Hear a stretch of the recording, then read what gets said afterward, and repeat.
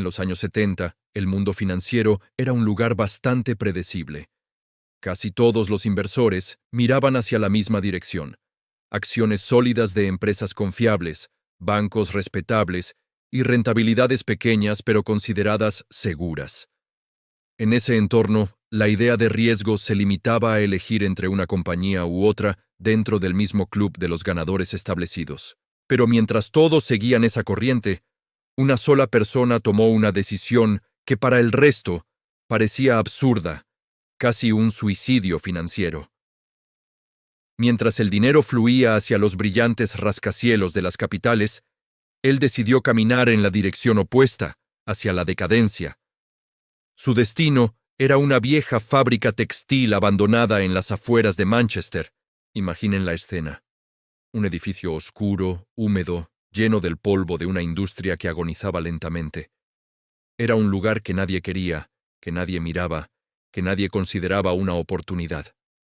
Los inversores pasaban de largo, pensando que era un monumento al fracaso. Y precisamente por eso capturó su atención. Este hombre entendió algo que la mayoría de nosotros nunca nos atrevemos a aceptar, cuando todos siguen al rebaño. La verdadera riqueza se esconde en los márgenes, en lo que provoca rechazo, en lo que a primera vista parece una pésima idea. Mientras los expertos de la época llenaban las páginas de los periódicos hablando de diversificación y de rendimientos predecibles, él se hizo una pregunta que lo cambiaría todo. Una pregunta simple, pero increíblemente poderosa. ¿Y si la verdadera riqueza no estuviera donde todos miran, sino precisamente donde nadie se atreve a mirar? Esa pregunta fue el inicio de una verdadera disidencia financiera. Porque esa fábrica, que para todos era un símbolo del fracaso industrial de Gran Bretaña, escondía algo invisible para la mente convencional. No se trataba solo de ladrillos y maquinaria oxidada. Se trataba de espacio, de una ubicación estratégica, de infraestructura que, aunque vieja, existía. Tenía una historia y, sobre todo, tenía un potencial latente que nadie más veía. Estaba dormida, no muerta. El momento decisivo llegó cuando, desafiando toda lógica y el consejo de sus pares, apostó casi todo su capital en ese activo olvidado. No lo hizo porque los números actuales fueran atractivos. De hecho, eran terribles.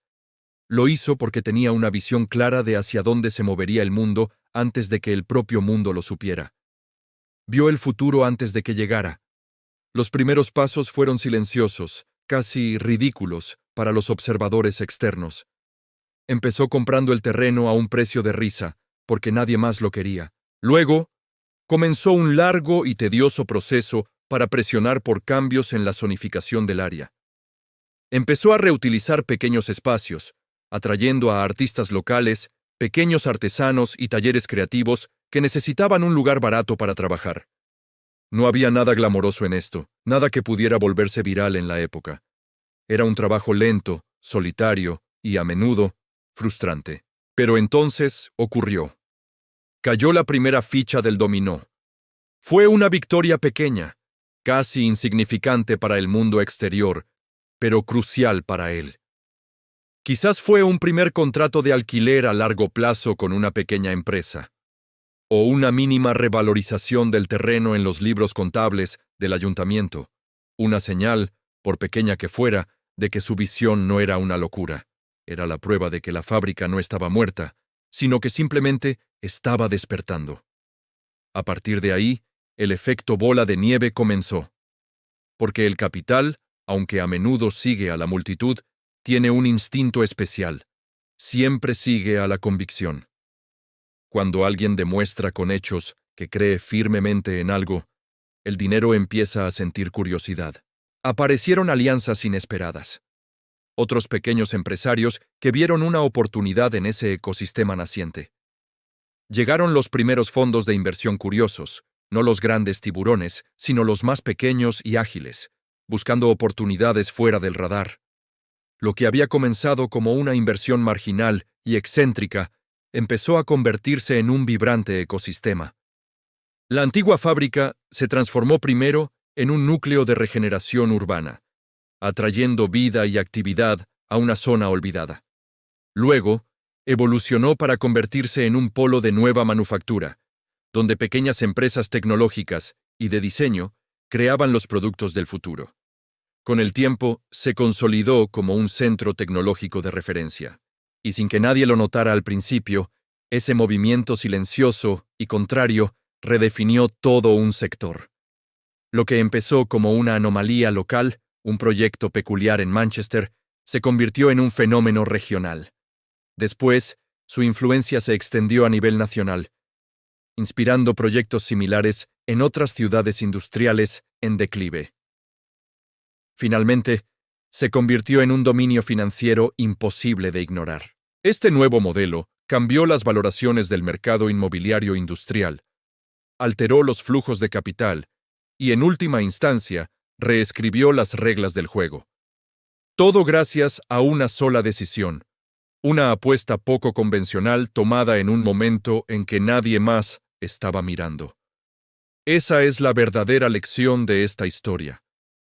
El legado no es la fábrica en sí, ni siquiera el dinero que generó. El legado es la brutal y poderosa lección de que el pensamiento contrario es el arma más efectiva en un mercado saturado de obediencia. Y esto nos trae al día de hoy. Hoy, en 2025, las fábricas en desuso ya no son siempre edificios físicos. Pueden ser activos digitales que todos han olvidado. Pueden ser barrios enteros subestimados por los grandes desarrolladores.